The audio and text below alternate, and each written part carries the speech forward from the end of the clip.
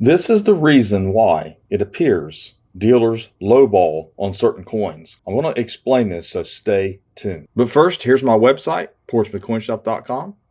If you're interested in buying coins or supporting the channel, come over here to CoinHelpu.com and check out what we have to offer. Also, here's our CoinHelpu community. If you have a question about a coin, come over here, post front and back images, and we'll try to help you out the best we can. We actually have how to post images and questions and meaningful titles in this community. Have a video and a step-to-step process how to do that. So let's go over great collections. This is a perfect example of what I'm talking about. This isn't something that happens all the time. It does happen on occasion, and I do buy enough coins to where I do run into this often in this business as a coin dealer. Problem is that some people buy the holder and not the coin, and then later on when they want to sell it, the dealer's looking at it and thinking, that doesn't look the grade.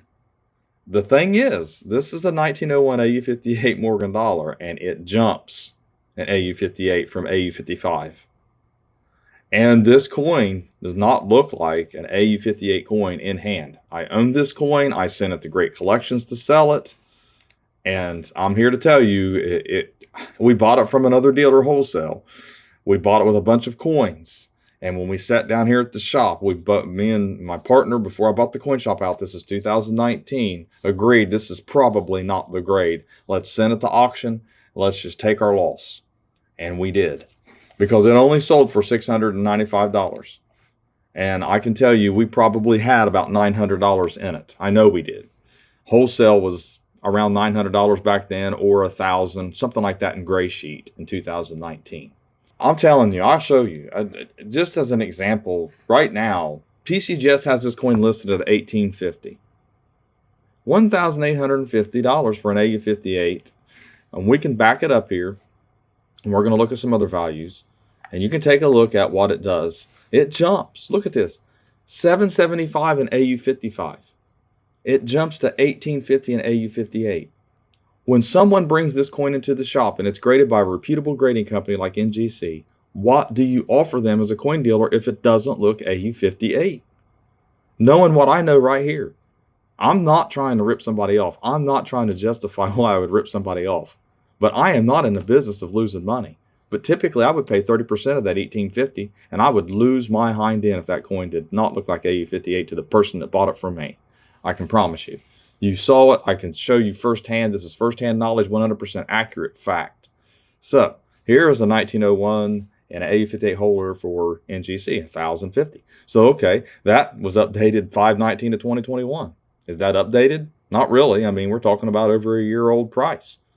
But anyway, let's say I offer them 30% of that. I would still be in the range of what it sold for or what I can sell it for. Probably not making money at that point. So here is gray sheet. So let's say they want gray sheet for it. $1,200 for it. $1,500 is retail. $1,200 is gray sheet. So what they want to wholesale out of it? Well, I can't pay them $1,200 for it if it doesn't look AU58, and I'm going to sell it for $700. I mean, you can see what I sold it for. $695. Okay, so let's say today I'll sell it for $900. I still can't pay them gray sheet. You saw what gray sheet is. Okay, so then I go over to what they've sold for lately at Heritage, which they sell several of them. And I went to the latest auctions in November of this year. And one of them sold for $1,050. One of them sold for $1,260. One of them sold for $1,440. I still can't pay them gray sheet based off of this. That's why I did the video on why it seems like, or basically, is this how dealers rip people off? So to be clear here, we're going to use some of these as an example of what I'm talking about, like a scenario. No one brought this exact coin in, and no one brought a graded coin in and did all this. I'm just saying that if you see these graded coins here, and they were not in the holders at one time, and were brought into a dealer's coin shop, that's what I'm talking about. Basically, someone brings in this coin ungraded, an AU58 that looks like this, or at least it's not looks like this, but maybe it does. But let's say I know for sure I would grade that coin AU55 for sure. I can see that. I wouldn't have a problem with that at all. And I wouldn't have a problem paying, a close to an AU55 ungraded price on it. But I'm not paying an AU58 price on it if it's not in this holder. And if it's in this holder and doesn't look AU55, I am not going to pay it. I mean, this is what I tell people, and this is the truth. Anybody that's sold to me, that knows me really well, that watches my videos, please comment. You know that I will tell you that I'm going to offer you a rip-off price for your coin if it doesn't look the grade, even though the holder says it. And I tried my best to price or at least make offers on my coins that I don't think look the grade so that I can sell them on my site. You know, I put it in my videos that the coins don't look the grade. I put in my videos this coin's been restored. I try my best to describe everything the way it is, because I don't know everything. Some things I might miss, some things I might be wrong about, but I do the best that I can with that. And this is one of those things, man. What do you do? I mean, do you send it to CAC? Do you know, this one went for $2,100. It actually, does it look AU58 to everybody? I mean, I guess it does compared to some of them that I've seen. But, you know, you would think that just the slightest amount of wear on the highest points, and there's just so much rubs on the cheeks and in the fields, it just looks like there's more wear than an AU58 to me. So, am I grading off? Maybe, but I'm not in the business of losing money, and we lost on this one right here. So anyways, that's why I do it. That's why it appears sometimes dealers might be lowballing, and, you know, because we're trying to fight a battle against inconsistent grading companies. You can argue and say, I think my coin's mint state 65 or 66, a common date coin, and I want that price for it based off of retail, and I want a percentage of that.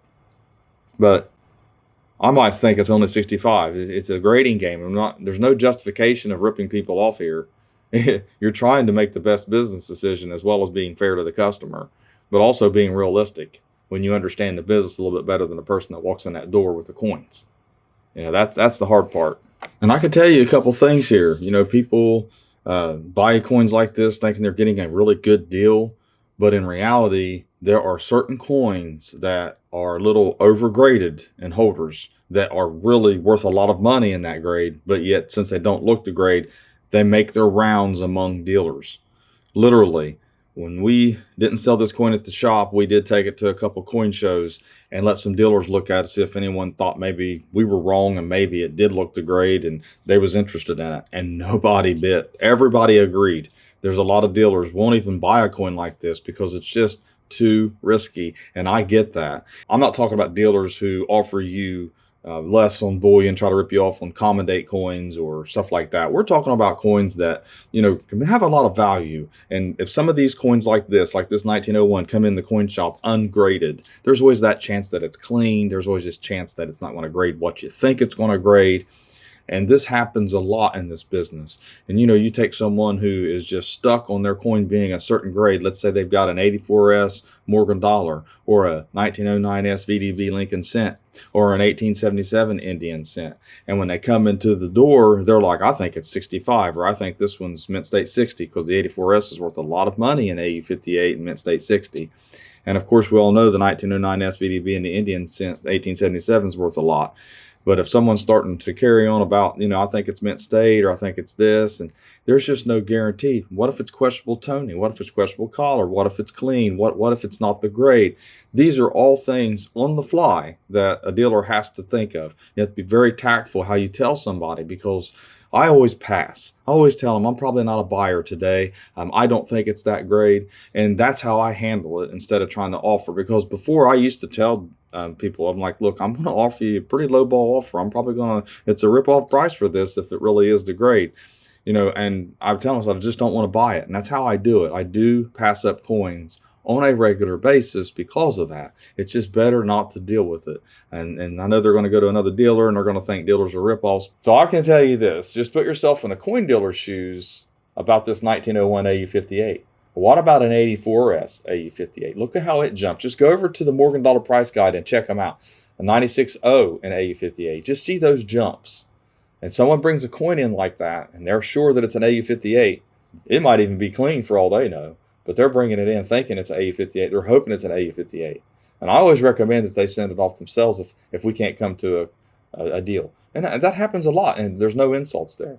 You know, I don't try to buy. I don't force them. I don't lie to them. You know, be completely honest about it.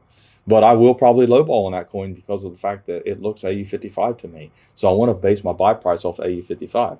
Now, if I send it off and it gets AU58, you know, should I call them back? I mean, that's the whole conundrum you run into here. Should you call them up and say, yeah, it did get AU58. Man, I owe you a few $100s. I'm not saying I have never done that before. Okay, I'm not saying that, but I'm not going to tell people if they're obligated to do that. Okay, I know that I've paid more than what people have sold coins to me for or tried to sell coins to me for. I have done that. And I've done it multiple times. And like I said, people that have sold to me, they can vouch for it. I've missed things in a box before and had to send another check because I conduct myself in an honest manner. Don't care what anybody thinks. I know that I'm honest in my heart. That's the way it is for me. I can sleep at night. So thanks for watching my latest video. Please like, share, and comment, and have a great day.